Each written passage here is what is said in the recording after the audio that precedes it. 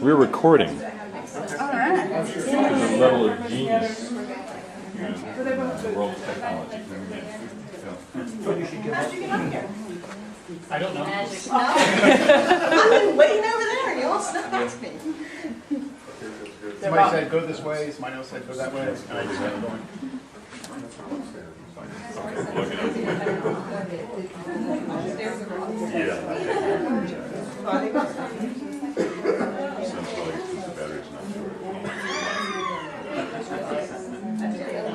Oh, wait for Jerry.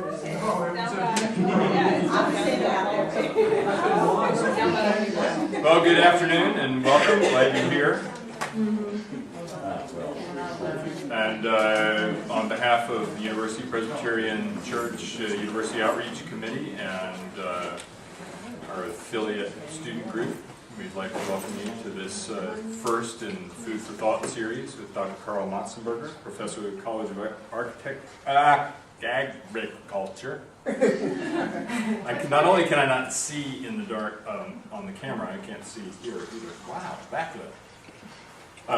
In the College of Agriculture, the School of Plant, Environmental, and Soil Sciences. Dr. Motsenbocker's service learning students have supported community food programs in the Baton Rouge area through the establishment, maintenance, and/or support of school and community gardens. And his students have served at local farmers markets and in the supply of plant materials and fresh food to nonprofits.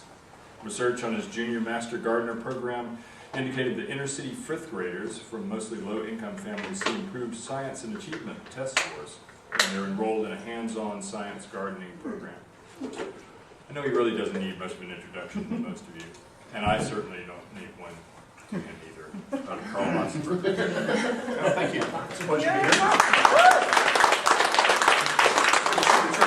I just wanted to mention that this is the first part of a four-part series that we're having.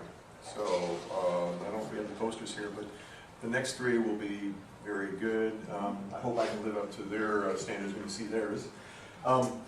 We talked today about sustainable, local, and slow food, and I'll kind of, at the very end, maybe we can discuss if that is one and the same, and I hope you'll see from my presentation what I feel about that. But I work for the LSU Ag Center and LSU A&M. I'm going to just talk a little bit about sustainability, what sustainability is. It's a buzzword if you write for grants now and everything, and it's actually becoming almost too common, I think, to use in terms of what I like to do. But I just wanted to mention it's a method of harvesting or using a resource so that the resource is not depleted or permanently damaged. And that's something to think about in terms of farming and agriculture and food systems. So not to deplete, and actually we would hope to enhance a food system. And then the second definition is related to a lifestyle involving the use of sustainable methods. There's a sustainable living, movement on campuses all over the United States. And here at LSU, there's a beginning of that, which is very fortunate. In agriculture, you all know the science. I like to see the art. Science, it's not just science, it's art and business of cultivating soil, producing crops, and raising livestock, or farming. So why are we talking about this? We actually have a sustainable agriculture extension project, and we are training county agents and those who train farmers. And just so you'll understand the importance of sustainable agriculture and what sustainability means to farming systems, what we tend to first say that one of the keys to that is profitability. And here is a good example of the glaziers from New Roads. They used to live out in Maringouin. He was working full-time, off-farm, started farming there, and now they have, I'm sure many of you, I've seen many of you down at the farmer's market doing a very viable family farm business relying on the farmer's market. So making money, that's a critical factor. The other aspect is promoting environmental stewardship. And the keys to that are protecting and improving soil quality. When I teach my classes in organic gardening and some other courses I teach, we talk about soils and how important the soils are. And then the second aspect is reducing dependence on non-renewable resources such as fuel and synthetic fertilizers and pesticides. Many of these come from, what do they all come from? Which is a non-renewable oil, right? We are an oil state. And then the other aspect is minimizing adverse impacts on the safety, wildlife, water quality, and other environmental resources. So the environmental quality aspect. And a third aspect is promoting stable, prosperous farm families and communities. And so I would also like to interject that rural and urban and suburban communities, because we're all linked. When you go down to the farmer's market, actually all those growers there are growing in rural areas and bringing their product into the city, into the urban areas. So there is that interface. And here is a good friend of mine, Yasin. If any of you go down to the market and buy his poultry, he can tell you this. I mean, probably another story or another lecture on his life and how he managed to come up to Baton Rouge. It's interesting in itself. He's involved directly with our summer program we have and linking youth from actually the urban center of Baton Rouge with the rural area. And here is, many of you recognize Sandra, and this is a picture off of the Advocate. I didn't have a good picture, but we started a farmer's market in that area, bringing food in from rural areas, but also we're trying to grow food in Baton Rouge to support food systems. So sustainable production, so profitability, environmental stewardship, and looking at the quality of life for farm families, rural communities, and now in many parts of the country they're looking at urban communities and urban agriculture. There's a lot of projects going on, not necessarily in Baton Rouge, but in New Orleans, for instance, there's a lot of activities in this area. This is Bud Benton, who many of you will, if you go down to the farmer's market, will visit him, and the farmer's market really has been a godsend to him, for him to make a living in agriculture. So, one of the issues I have with the word sustainable, when I talk to my administrators in the Ag Center, they say, oh, it's organic production, you don't use any fertilizers, you don't use any pesticides, but really it is not always organic, it's innovative. This is actually a hoop house in Kentucky. They grow lettuce in the wintertime, they are able to grow lettuce and it survives a freeze. They sell actually counter-seasonal in their area. This is, they grow, they're not certified organic, but they grow organically. This, the other one up on top here is, we had a workshop last year. This is in North Baton Rouge, Don Elford, Management Intensive Grazing Workshop. So this is a sustainable farm here in our area who's growing grass-fed beef for sale.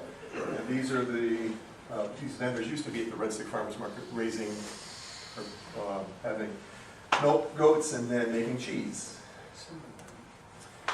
So, sustainable agriculture, I try to make sure people understand it is not just one way of agriculture. It includes conventional growers like Eric down at the farmer's market, you know, the Smiths, many of you know the Smiths, and this is a picture from Texas, but you can see it's not just your usual agricultural products.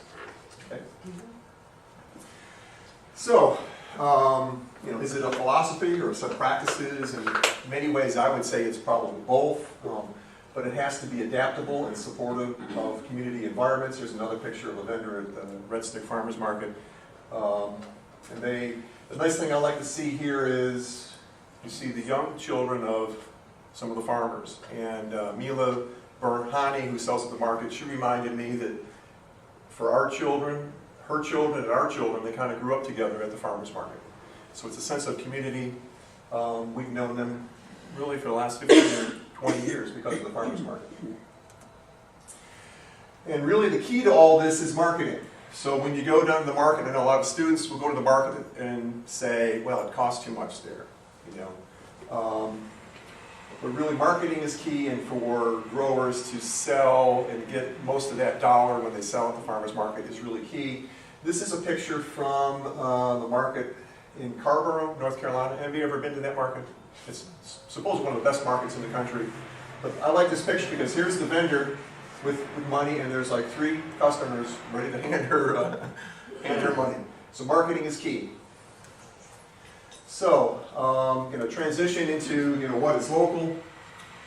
And basically it's a collaborative effort to build more locally based, self-reliant food economies in terms of local food or the local food movement. And I hope by the end of my talk today that you'll have the idea that really I think the issue of sustainability, local, is all actually one. And here we talk about sustainable food production, processing, distribution, and consumption. And again, we have the economic, making money, the environmental, and the social health, which would include the community. This is a definition I got off, I forgot what website. So, when I travel around the country, and actually overseas, I try to visit farmers markets, and one of the first things I ask is your produce local? In New York State, there's a market in about 20 miles from where I grew up. They have a 75% rule.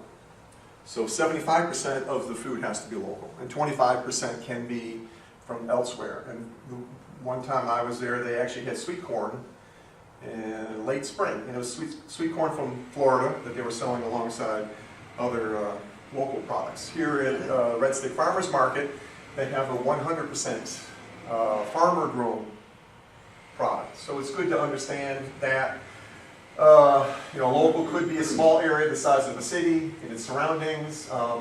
When you go to New York City, their idea of local, since they don't grow much food in New York City, right? It's an urban area. They have like Connecticut, Massachusetts, New York State, New Jersey would be considered local for them. So it could be an eco-region, a bioregion, it could be a state, borders of a nation. The USDA has a guideline of no more than 400 miles, which to me seems to be quite a long ways. And I'm going to throw up some terms here: food shed, locavore, and food miles. I'm sure some of you have heard of the term food shed. They had the term watershed, and so now they're using the term, you can picture watershed where, like for the Mississippi, is where the Mississippi River and its tributaries drain, so the food shed would be where the local food comes from, the local food system. So an area where food is grown and consumed. A locavore, and I think this is, I was looking to see when this started. It hasn't been that long ago, like 4 years ago, that the term locavore has really cropped up. But that's a person who attempts to eat only foods grown locally, or one who tries to consume food within a local food shed. And then the term food miles is another term that we often deal with, which is the distance food is transported from the time of its production until it reaches the consumer.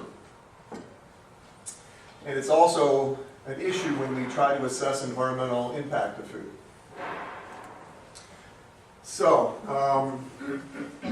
this is a slide from my class. I had a student, and some of you know her, but we had a discussion. She said, we really need to focus on buying organic because we're using less pesticides. And I said, okay, well here's the situation. The glaciers are not organic. I've been on their farm many times. They don't use a lot of pesticides. And they're about 36 miles to the Red Stick Farmers Market. So, is it better to go to the farmer's market and buy food that they harvested on Friday to bring to the market on Saturday, or to go to Whole Foods and buy organically grown lettuce in Salinas, California? I've been to some of the farms there. They have like 1,000-acre, there's actually one farmer, there's a corporation, they had like a 2,000-acre conventional lettuce farm, and then they had a 1,000-acre organic farm that they ran independently of each other, but they were managed by the same group. So that's 2,100 miles, and the lettuce was probably harvested maybe 2 weeks ago. It had gone to a shipping point in probably Arizona, then Houston, went to wherever the Whole Foods holding area is for their food. So, and that's really the issue, food miles. So you can either go to the farmer's market and get it, or you can go to the grocery store. Hey Carl, I think that gets really multiplied more when you talk about the food miles for organic meats. Is that the requirements for those organic feedstuffs to feed the meat have to come from so far away that when you look at the energy that it requires to produce that organic, especially organic milk, is 5 to 6 times higher than a conventional farm. And so it's one challenge when we don't have a lot of organic feedstuffs being grown close to where that meat operates.